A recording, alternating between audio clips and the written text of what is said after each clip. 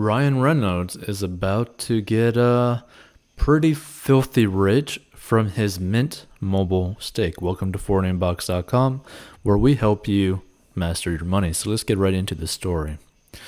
So while Scarlett Johansson tussles with Disney over her Black Widow compensation, claiming she's out $50 million, her ex, Ryan Reynolds, could be prepping for a windfall in the hundreds of millions.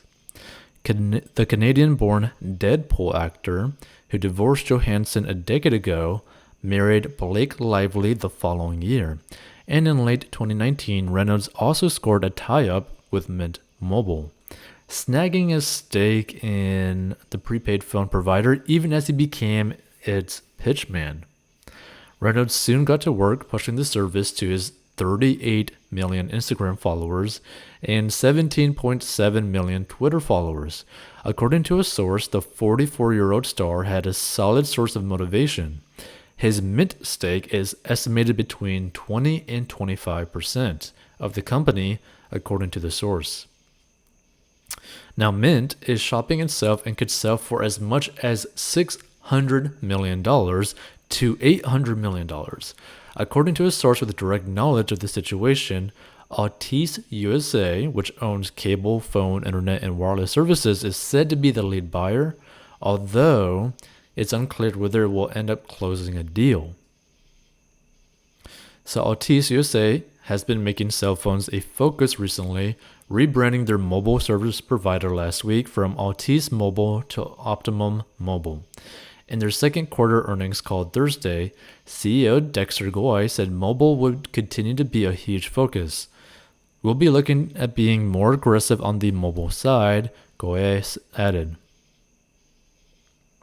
So, ATT's declined comment, Bank of America declined comment, and Mint Mobile did not respond to a request for comment, and a Reynolds rep wasn't immediately able to comment, but Mint is a mobile virtual network operator, MVNO, meaning the company piggybacks on another network, in this case T-Mobile, to provide service to customers.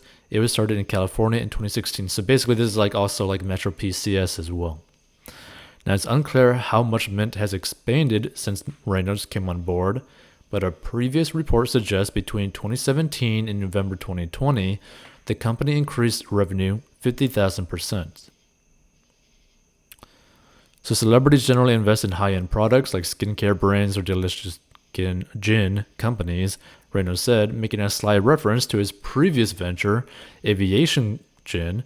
Yet Mint is making wireless way more affordable at a time when the average American is paying $65 a month.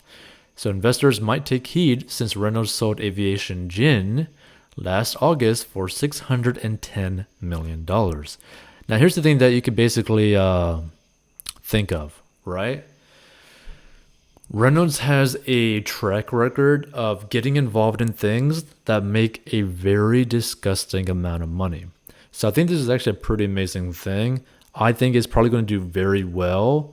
And honestly, I think it's actually on the low end. I got a feeling this company is probably going to be sold more on the higher end to like $1 billion.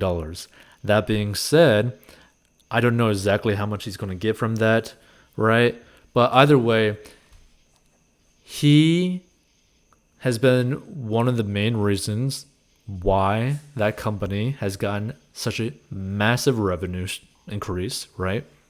Not to mention,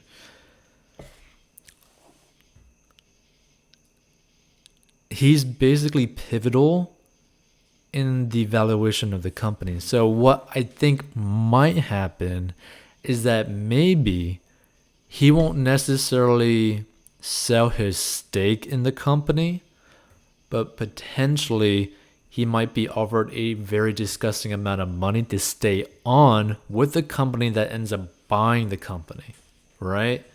It might be something similar to like how the UFC did it with Dana White, where they technically sold the company, right? He sold most of his shares and then later on sold basically, I think, the rest of his shares and also paid him to stay on board, right? So I got a feeling he's going to potentially make a lot of money basically hand over fist, like basically just like it's probably going to be something where like they just like provide like a shipping container of like gold bars to him basically, because he's probably going to get paid just disturbing amounts of money in this deal, which would be pretty awesome, right? Pretty cool. Pretty props to Ryan Reynolds for being able to do like a deal like this. But this also can be something that other people might learn from, right? Because you might be thinking, oh, he's just a movie star, he should just focus on doing movies, right? Because obviously he's made a lot of money for movies, which is true. He's made a lot of money for movies. But it's always important to have more than one income stream, and you can learn from him, from his example, right? That he's basically used his funds from movies to invest into ventures to basically exponentially increase his net worth and exponentially increase how much money he's able to make, right? He's turning his money into more money, right? It's basically like every single dollar that he has is like little mercenaries ending up making him more and more mercenaries, right? Like it's like these mercenaries are going overseas, grabbing more money to bring back to him so that he could create more and more mercenaries, or like create a larger army, right? Like it's almost like a crazy cycle where he's in a position now where he's turning his money into more money, which is turning more money into more money, right? It's basically like a situation where it's like an 100% evergreen situation where it's just nonstop making more and more and more money. So props to Ryan Reynolds. I think a lot of people can learn from his example as to trying to like live your life in a way where you're always like getting involved in different ventures that will make you more money, right? Because you should never just rely on like your day job for your main, like for your only source of income, right? Because this is the thing that a lot of people don't think about, but is very possible and when it can happen, right? For example, if you're working like a construction job, right? 12, 14-hour days every single day, Monday through Friday. Well, guess what? If something happens to your leg, if something happens to your back, if something happens to your arm, you can't work, which means you got no money coming in, right? Like when you're directly trading your time for money, you get into a situation where it's kind of dangerous for you in your life, right? Like you want to be able to keep producing income even when you're not having to actually put in time for it.